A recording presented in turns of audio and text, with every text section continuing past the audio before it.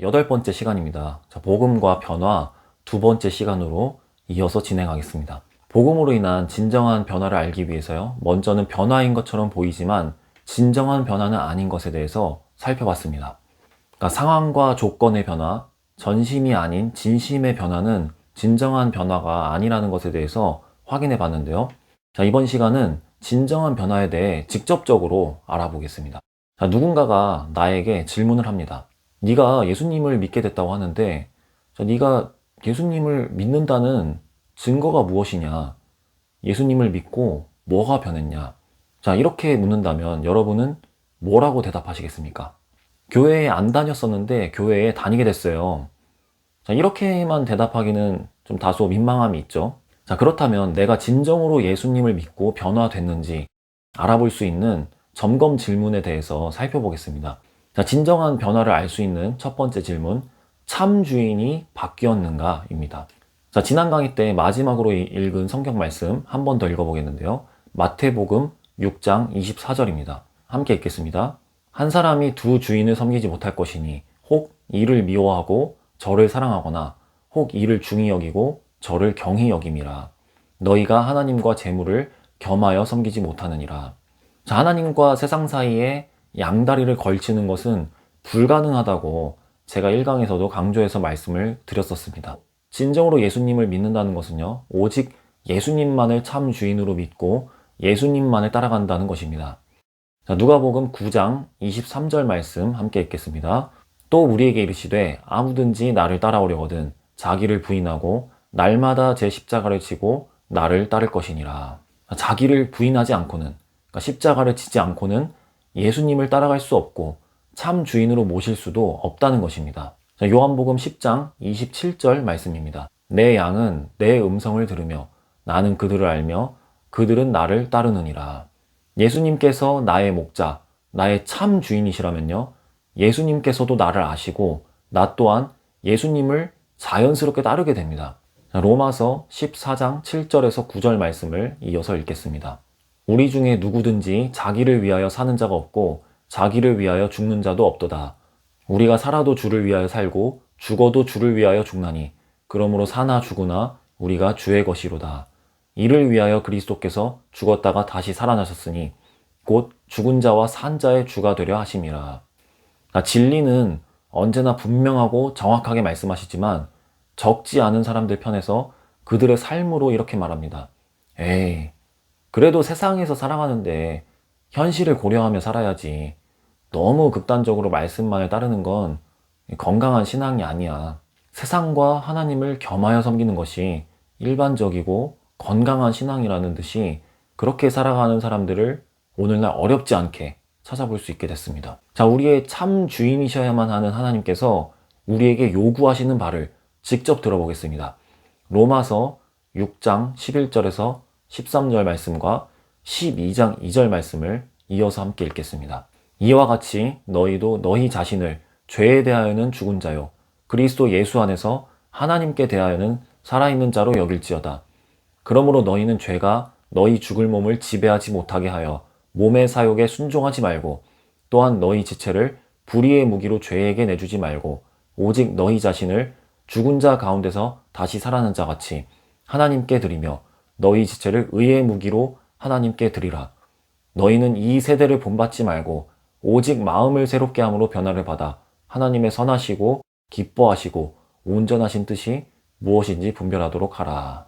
자, 성경 어디에도 세상과 적당히 타협하는 것을 건강한 신앙이라고 말하는 구절은 단 한 구절도 없습니다. 이 세상 가운데서 어떻게 살아가길 바라시는지 하나님께서 말씀하시는 농도 그대로 여러분에게 잘 들려질 수 있기를 바랍니다. 자, 여러분에게는 여러분의 것이라고 하는 소유가 있을 것입니다. 자, 내 펜, 내 칫솔, 내 스마트폰 등등. 자, 여러분의 마음대로 여러분이 원할 때 사용하고 계신 것들이죠. 자, 어떻게 그렇게 마음대로 사용할 수가 있죠? 자, 내가 바로 참 주인이기 때문이죠.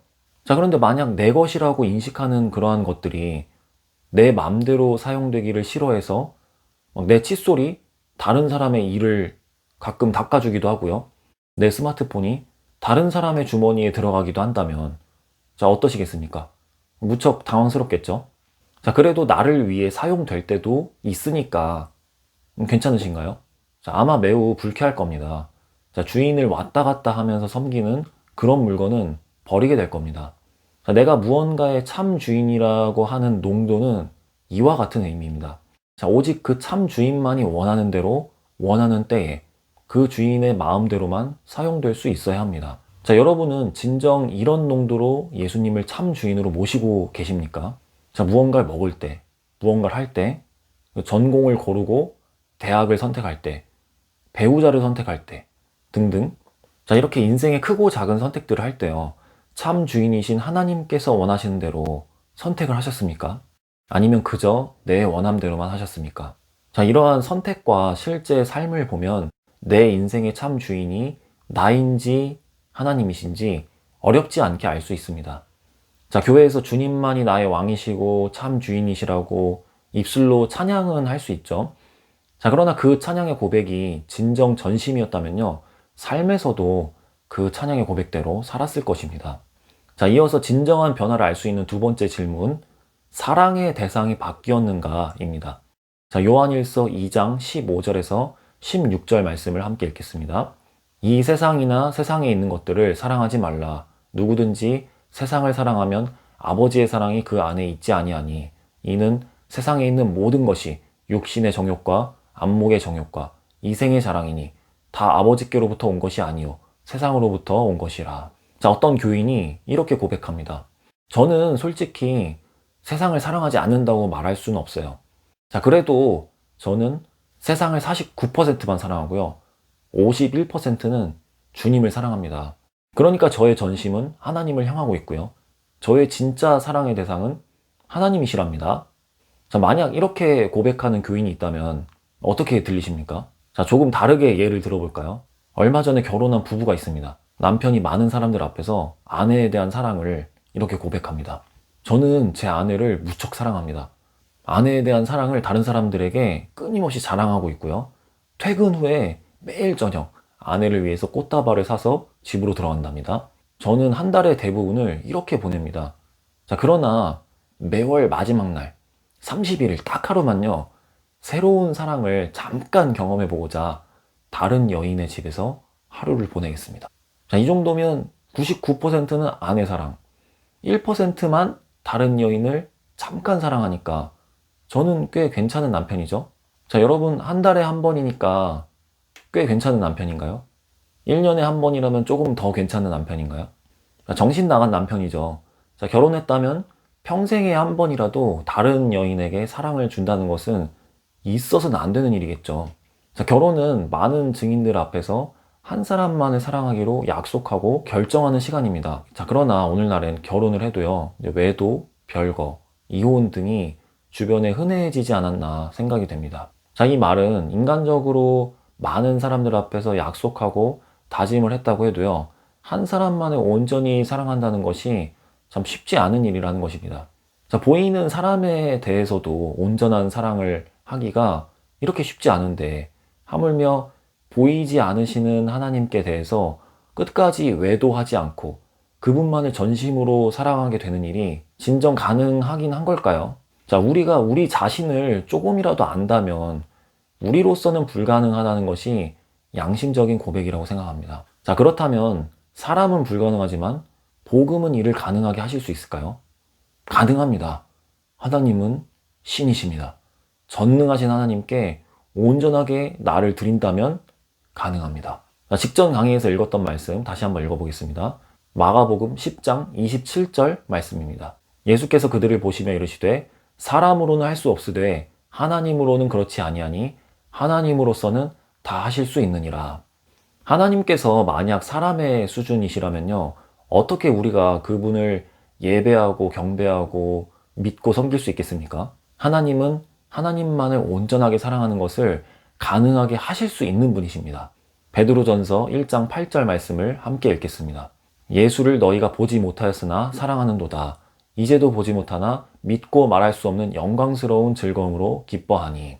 자, 지금은 아직 내가 하나님만을 사랑하는데 부족함이 느껴지더라도요, 그러나 분명 불가능한 일은 아니라는 것을 기억해야 할 것입니다. 하나님만을 100% 전심으로 사랑하기 위해 끝까지 포기하지 않고 복음을 알아가는 저와 여러분이 되기를 바랍니다. 자, 진정한 변화를 알 수 있는 세 번째 질문입니다. 진리 안에서 참 자유를 누리는가입니다. 요한복음 8장 31절에서 32절 말씀을 함께 읽겠습니다. 자, 그러므로 예수께서 자기를 믿은 유대인들에게 이르시되 너희가 내 말에 거하면 참으로 내 제자가 되고 진리를 알지니 진리가 너희를 자유롭게 하리라. 자, 예수님께서 선언하십니다. 진리가 너를 자유롭게 할 것이다. 자, 성경 말씀이 진리입니다. 어느 날 여러분이 처음 출시된 전자기기를 구매했습니다. 자, 그런데 그 기기의 사용법을 전혀 몰라서요. 기기를 사용하는데 어려움을 겪고 있었습니다. 자, 그래서 그 기기의 제품 설명서를 찾아서 차근차근 읽어봤습니다. 자, 그렇다면 이 설명서를 읽으면 읽을수록, 이해하면 이해할수록 기기를 사용함에 있어서 점점 더 어려움을 느끼게 될까요? 자유함을 누리게 될까요? 설명서를 읽고 잘 이해할수록 당연히 기기를 자유롭게 잘 다룰 수 있게 될 겁니다. 성경 말씀은 진리이고요. 우리 인생의 매뉴얼입니다. 자, 그렇다면 인생의 매뉴얼을 읽고 잘 이해할수록 인생을 살아감에 어려움을 느껴야만 할까요? 자유함을 느껴야만 할까요? 우리를 만드신 하나님께서 쓰신 매뉴얼이니까 자유로움을 느껴야 정상일 것입니다. 자, 그런데 지금까지 나눴던 부분들만 살펴봐도요. 묶이고 어려움을 느끼기 쉬울 수 있다는 생각이 듭니다. 상황과 조건만의 변화, 전심이 아닌 진심만의 변화는 진정한 변화가 아니다. 참 주인이 바뀌어야만 한다. 사랑의 대상이 100%로 하나님으로 바뀌어야만 한다. 자, 그리고 다른 성경 말씀도 잠시 읽어보겠는데요. 마태복음 5장 39절에서 41절 말씀입니다. 나는 너희에게 이르노니 악한 자를 대적하지 말라. 누구든지 내 오른편 뺨을 치거든 왼편도 돌려대며 또 너를 고발하여 속옷을 가지고자 하는 자에게 겉옷까지도 가지게 하며 또 누구든지 너로 억지로 오리를 가게 하거든 그 사람과 심리를 동행하고. 자, 예수님께서 악하게 살라는 말씀이 아니고요. 착하게 살라는 말씀인 것은 누구나 동의되실 겁니다. 자, 그러나 이 말씀 그대로 실제로 살아가기는 불가능에 가까울 것입니다. 오른편 뺨을 맞았는데 왼편 뺨도 돌려대주라고 하니까요. 결혼 정년기에 있는 어떤 여성 한 분이 있었습니다. 자, 결혼할 때가 이미 꽉 찼지만요. 현재 교제하고 있는 남성도 없었고 그럼에도 자신은 언제라도 결혼하기를 원하는 상태였습니다. 자, 그러다 보니까요. 어디를 가든지 자신과 비슷한 나이대의 남성을 보면 저 사람인가? 이 사람인가? 하면서 늘 자유롭지가 못했습니다. 결혼에 대해서 갈등과 어려움을 느끼고 있는 여성분이 결혼에 대해 자유로울 수 있는 길은 한 가지입니다. 무엇일까요? 빨리 결혼하는 겁니다. 그러니까 상대가 누가 됐든 결혼을 하기만 하면 적어도 더 이상 이 사람인가? 저 사람인가? 그렇게 하지는 않을 것이라는 겁니다. 결혼에 대해서 자유롭지 못한 마음은요. 어느 한편으로 결론을 내리지 못해서 그런 것입니다. 자, 진리에 대해서도 마찬가지입니다. 진리 안에서 진정으로 자유로움을 누리지 못하는 주요 요인은요. 비진리, 그러니까 죄, 세상에 대해서 가능성이 열려 있고 내가 거기에도 내 발을 디딜 수 있다고 여기기 때문입니다. 진리를 결론으로 삼으십시오. 진리와 결혼을 해버리십시오. 주님의 말씀을 따르는 것 외에 나에게 다른 결론은 없다고 결론을 내려버리시면 진리 안에서 자유로움을 느끼게 될 겁니다. 요한복음 8장 32절 말씀을 신뢰함으로 다시 한번 읽어보겠습니다. 진리를 알지니 진리가 너희를 자유롭게 하리라. 진정한 변화를 알 수 있는 네 번째 질문입니다. 가치관이 변화됐는가입니다. 세상에 만연한 가치관은 물질 만능주의입니다. 돈을 원하는 만큼 준다면 무슨 일이라도 할 수 있다고 하고 돈을 원하는 만큼 가지고 있으면 무엇이든지 누릴 수 있다고 여깁니다. 자, 그게 하나님께서 싫어하시는 죄와 악이라도 별로 상관하지 않습니다. 내가 내 돈으로 내가 원하는 대로 쓰고 누리겠다고 하는 것입니다. 디모데전서 6장 10절 말씀을 함께 읽겠습니다. 돈을 사랑함이 일만 악의 뿌리가 되나니 이것을 탐내는 자들은 미혹을 받아 믿음에서 떠나 많은 근심으로써 자기를 찔렀도다. 진리는 세상과 정확히 반대로 말씀하십니다. 세상은 돈이면 뭐든지 할 수 있다고 하지만 진리는 돈을 사랑함은 일만 악의 뿌리라고 말씀하십니다. 돈을 가지고 있는 게 죄가 아니고요. 돈을 사랑하는 것이 1만 가지 악이라도 저지를 수 있는 가능성을 품게 된다는 것입니다. 주님의 일을 할 때에도 당연히 돈이 필요할 때가 많이 있습니다. 자, 그리고 돈을 이용해야 합니다. 자, 그런데 돈만으로 주님의 일이 가능하다고 여기고 있진 않은지 분명한 점검이 필요하다고 생각됩니다. 자, 우리는 하나님을 경배하고 사람을 사랑하고 돈을 이용해야 합니다. 그런데 오늘날 만연한 모습은 사람을 경배하고 돈을 사랑하고 하나님을 이용하려 합니다. 자, 우리는 어느 편에 있습니까? 우리 자신을 면밀하게 점검해야 합니다. 자, 내 가치관이 어디에 속해 있는지 알 수 있는 질문을 드려보겠습니다. 자, 진지하게 고민해 보시고 답해 보시길 바랍니다. 자, 당신의 기쁨의 이유는 무엇입니까? 그리고 당신은 무엇을 할 때 가장 기쁘고 힘이 나십니까? 그리고 당신이 슬플 때 그 슬픔의 이유는 무엇입니까? 당신의 삶에서 슬픔과 무기력함이 있을 때의 이유가 무엇입니까? 나의 기쁨과 슬픔의 이유가 나에게만 있다면요, 나의 가치관이 변화됐다고 말하기는 어려울 것입니다. 나의 가치관이 여전히 돈, 사람들의 관심, 인기, 명예, 음란함 등등 이 세상에만 속해 있다면요, 가치관이 변화되지 않은 것이고요. 즉, 복음으로 인해 진정으로 변화된 사람은 아닌 것입니다. 나를 변화시킬 수 없는 복음은 나에게는 복음이 아닙니다. 자, 그렇다면 하나님께서 원하시는 가치관은 무엇인지 말씀을 통해 살펴보겠습니다. 베드로전서 1장 24절에서 25절 말씀입니다. 그러므로 모든 육체는 풀과 같고 그 모든 영광은 풀의 꽃과 같으니 풀은 마르고 꽃은 떨어지되 오직 주의 말씀은 세세토록 있도다 하였으니 너희에게 전한 복음이 곧 이 말씀이니라. 요한일서 2장 16절에서 17절 말씀입니다. 이는 세상에 있는 모든 것이 육신의 정욕과 안목의 정욕과 이생의 자랑이니 다 아버지께로부터 온 것이 아니요 세상으로부터 온 것이라. 이 세상도 그 정욕도 지나가되 오직 하나님의 뜻을 행하는 자는 영원히 거하느니라. 하나님께서 계속해서 강조하시는 것은요, 이 세상은 유한하며 진리만이 영원하다는 것입니다. 우리도 이에 동의는 하면서도요, 이것이 실제가 되지 못하는 것이 우리의 고민이지 않습니까? 자, 우리의 가치관이 진정 이 세상과 정욕에 속하지 않고요, 오직 영원한 하나님의 나라에만 속하는 것은 불가능한 일이기만 한 걸까요? 자, 성경에 이 영원한 가치관이 실제가 되었던 증인이 있습니다. 자, 그 증인의 고백을 함께 읽어보겠는데요. 하박국 3장 17절, 18절 말씀입니다. 비록 무화과 나무가 무성하지 못하며 포도나무에 열매가 없으며 감람나무에 소출이 없으며 밭에 먹을 것이 없으며 우리의 양이 없으며 외양간에 소가 없을지라도 나는 여호와로 말미암아 즐거워하며 나의 구원의 하나님으로 말미암아 기뻐하리로다.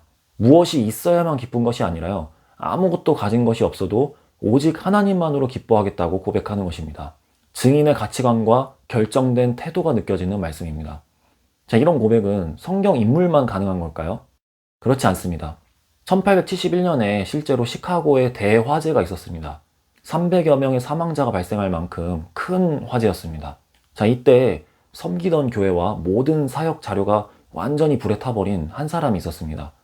D.L. 무디라고 하는 인물입니다. 당시 어떤 기자가 빈정거리듯이 무디에게 말했습니다. 아이고, 다 잃으셨군요. 자, 그러자 무디는 이렇게 고백했습니다. 저에게는 예수 그리스도가 전부이시기 때문에 저는 아무것도 잃어버리지 않았습니다.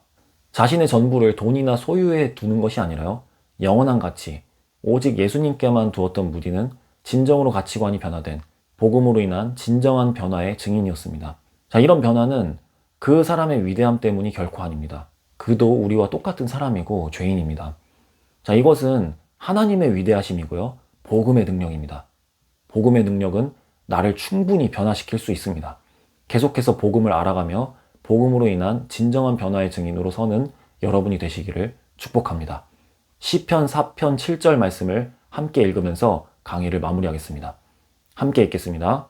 주께서 내 마음에 두신 기쁨은 그들의 곡식과 새 포도주가 풍성할 때보다 더하니이다. 아멘.